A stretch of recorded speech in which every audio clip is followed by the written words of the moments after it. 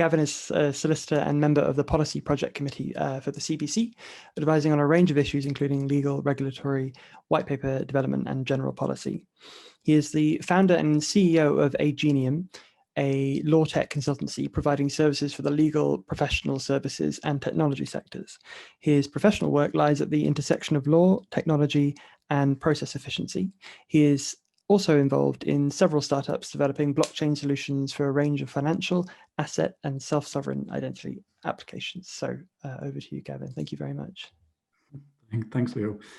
Just give me 1 second while I try and share my screen. I can do that. I suppose the first thing to say is thank you very much, Leo and Abel, for inviting me to join this talk. I have a lot to say, I suppose, a lot of opinion anyway, on the use of technology, certainly in law. I'm a practicing lawyer, so I have particular views, shall we say, and we'll get into those. My first point, and it is a point of irritation more than anything else, when we talk about technology, I do prefer the term law tech. I think if you say legal tech, it suggests that illegal tech is also a possibility, whereas you can't say the same for law. So that my preference is always law tech. I think it's much more all-encompassing. And I know that was one of the questions that popped up is about disambiguation between legal tech and law tech. So there you go, there's my 2 pence, and hopefully that's answered at least one question. So a little bit more about myself and what I do, and thank you very much, Leo, for the introduction. My background is in construction disputes, and I've been qualified 10, 11 years now, almost. However, I have, in that time, identified a need for lawyers to embrace technology and for technology to serve lawyers better. And that led me to start aGenium, which is a LawTech consulting practice more than anything. However, I still work as a solicitor, and I'm currently a consultant solicitor with a specialist construction practice called Connexus Law. And I'm also developing a built environment technology practice with them. So that will target specifically startups and incumbents to some extent in the built environment. So if you've got a brilliant idea and you want some help with it, and I suppose, thank you very much, Anthony, for setting this up, you could call me the Harvey of the built environment technology space. I don't know if I'm good enough to claim that, as Harvey is obviously a brilliant lawyer, if made up. But I'm going to go with it. So as Leo pointed out, I'm also on the policy committee for the CBC, and I've also just joined as an advisor the Giordano Bruno Institute, and I would encourage everybody to go and have a look at that. It's a non-profit startup that is looking to address a fairly critical issue in and around personal data, and I know that's a point that's cropped up a couple of times. And how personal data is, I suppose, used and abused by large technology companies. If anybody's seen The Social Dilemma, which is freely available on Netflix, I would encourage you to go and have a look at that. I also do some angel investing, and as Leo also said, a startup advisor for a number of built environment startups. But my background before the law was engineering and science, and I suppose a tech hobbyist. Why else would I be in this space? So I always think it's worth justifying my credentials to some extent. As a lawyer, it's a fair question to say, well, what do you know about technology? And I have been involved in a number of projects that have delivered technology to lawyers, in particular around due diligence and governance processes, digitizing those processes and simplifying them. One of the permanent complaints I always hear from clients is that lawyers waste time or were too expensive. And there are technologies available that can simplify that process and not make us cheaper. Ultimately, you pay, you get what you pay for. You pay peanuts, you get monkeys. And so it's important that you appreciate quality advice when it comes through. I'm also working on a couple of machine learning type projects. One is around looking at contracts, identifying risks in historic construction contracts with a view to transforming those, as well as a more big data type exercise with an AI provider around discovery and e-disclosure, which is a big issue, particularly in litigation, and tends to be the most expensive part of litigation. And what lawyers really seeking from this is, if we need to know the story. Whilst a client can come to us and say, oh, I've got this claim, you test that with the facts that are available, and it may or may not be the case. And so this is around helping lawyers, I suppose, cut through all that data noise quicker. And also, as we've mentioned a couple of times, working with startups, looking at new technologies, particularly in the built environment, and there's a number of exciting startups in this space. It seems to be that the technological tsunami has moved on from fintech, is currently lingering somewhere in probably prop tech, but is now starting in and around build tech, looking at solutions for the built environment.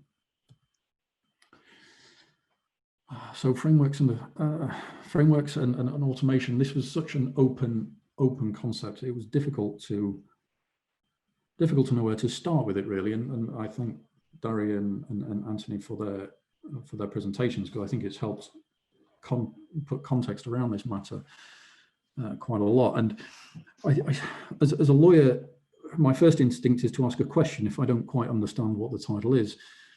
And so what I would say, and if I can preface this slightly, is that lawyers are not averse to technology, but we need to understand the value and its merit before we use it, because there's nothing quite like your mind and a pen and paper. And it holds true across the board. And yes, you can have a very clever system, but is it really going to help you, or is it just adding work to your already busy life in a different guise? So when it comes to frameworks, well, what do you want to frame? Do you want a framework contract? Is that what you're talking about? When it comes to automation, well, what do you want to automate? And you might think about, oh, well, there's contract automation platforms already available. Yes, that's true. But by and large, they're for very simple contracts, highly standardized contracts, and contracts that will never really be negotiated or will never be in issue for a dispute or a claim. In construction, that's simply not available at the moment. Even if you take a standard form contract, and I think I saw our friend Richard Saxon in the list, even if you took a JCT standard form contract, 99 times out of 100, that will be amended by the parties involved. They will want to tweak something slightly. And so I think, well, even if you want to develop a smart contract, and I have to be careful in the use of the term smart contract, because I take it to mean an implementation of a pre-existing contract. It is not in and of itself smart or a contract. Even if you had that smart contract for a standard form, you're still going to have to amend it to comply with the amended terms that the parties have agreed. So what do you want to frame? What do you want to automate? And lawyers, because we are terrible and because we are trained to think this way, we are always looking for the weakness in the argument or the contract, or particularly from my part as a disputes lawyer, I will always want to challenge what anybody ever says to me, be it the client, be it the contract, be it the other party, whomever. The facts will be challenged and interpretation will be challenged, and it's interpretation that is key. And as I mentioned at the bottom here, a brilliant idea will be tempered, and there will be brilliant counter ideas, and you'll find one barrister to argue your case, and then you'll find another barrister that will argue diametrically opposite to that case on the same facts. And the law, as I conclude, as my supervisor once told me, is a demanding mistress. All that said, and I think it's helpful to think about I suppose the general case of law. Where can technology get involved? Where can it improve the life of lawyers? And just a brief search on a handful of areas that are of particular interest to myself highlights a number of startups in this space.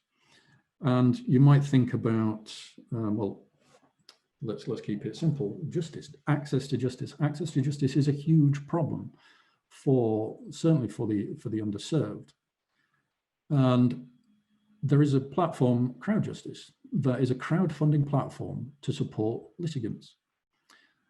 This is distinct from a litigation funder. A litigation funder would typically look at a large corporate and, fund them to the tune of several £1 million, looking for several £1 million in return when the case settles or is determined in court. But this is for the little guy, which is a great concept, because justice should be accessible to all. And that is a barrier, and the necessity of lawyers in any forum is to present legal argument, and it is not, broadly speaking, accessible to the man on the street, the man on the Clapham omnibus, as we may call them as lawyers, to access that easily. There's another startup called Vayopt. I think that's how you say it, I'm not really sure. But they're developing what they think is a smart legal assistant. So they can help you, in theory, with research. Research is a big part of any lawyer's time. How can I get to an answer? Is there a case that supports my argument? Finding that can be very challenging, but that belies a necessity of understanding in interpretation. And this is where I think real challenges begin to present themselves. And technology is very good at determining it's 1 or it's 0. It's not very good at determining, well, it's somewhere in that scale. So big data, another thing close to my heart, particularly as a disputes lawyer in and around disclosure or discovery. And there's a couple of pretty big players in this space, Disco and Luminance I mentioned there, that are certainly using machine learning tools to cut through the vast morass of data, if you like, translate that into information, and then find the story, find the narrative that the lawyer would need to take to court and present in argument. Because lawyers are people, judges are people, they don't respond to ones and zeros, they respond to a story, and that's what we're trying to create. And one of the questions, and I'll touch on it now, that I think Sagar asked was around whether or not AI could replace lawyers and judges. Yes, I mean, ultimately, if you have, in the truest sense, AI, something that can think or can emulate the thinking of a person, then yes, of course, and they would be better at it. They would have access to all legal knowledge everywhere, instantaneously, and in theory, be able to make a perfect decision. Whether or not it can make counterintuitive leaps of understanding that lawyers, barristers, judges can make in interpreting the law is another question. And you've got to remember that there is a human aspect to all of this. Judges may seem bound by the law, but more often than not, they will make a human decision because that's the right thing to do morally, not legally, not ethically, but morally, that's the right thing to do. Will AI emulate that? In theory, it could. Would it? I don't know. And then startups, there's a couple of online services, seed legals, stakeholders that you may have heard of.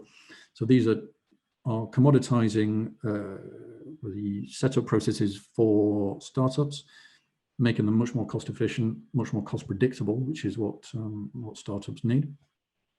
And then BI, so business intelligence. And this was another question that I think Sagar asked, was around quantitative risk analysis. And I interpret that to mean in the context of disputes.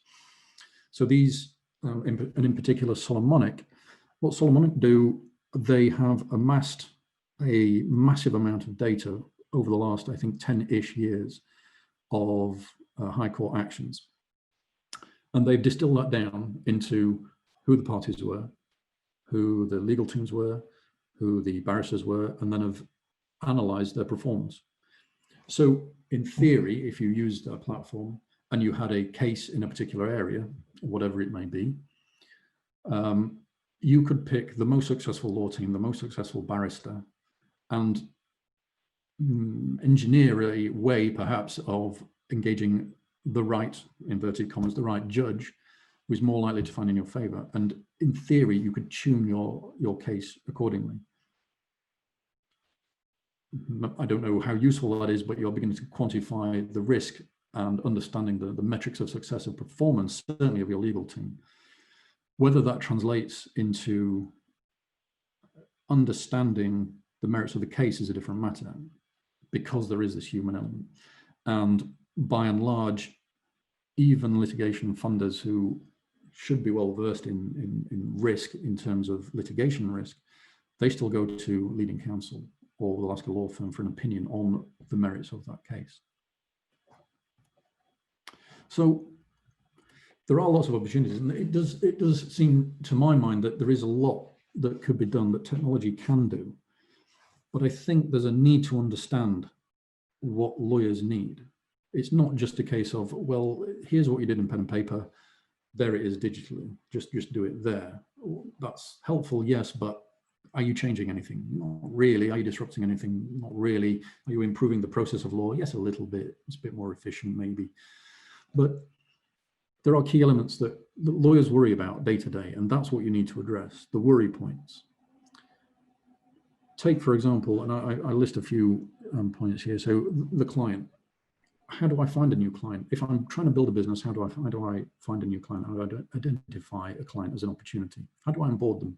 How do I get through anti-money laundering, KYC, which I have to as a professional obligation to onboard a new client?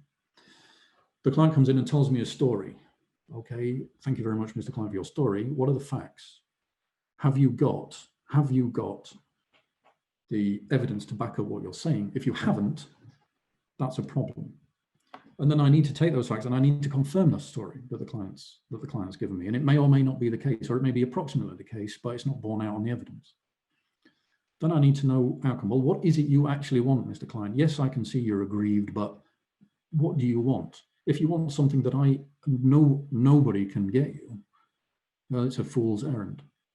Or I have to contextualize that in the law and tell you what the law might be prepared to give you if you're successful.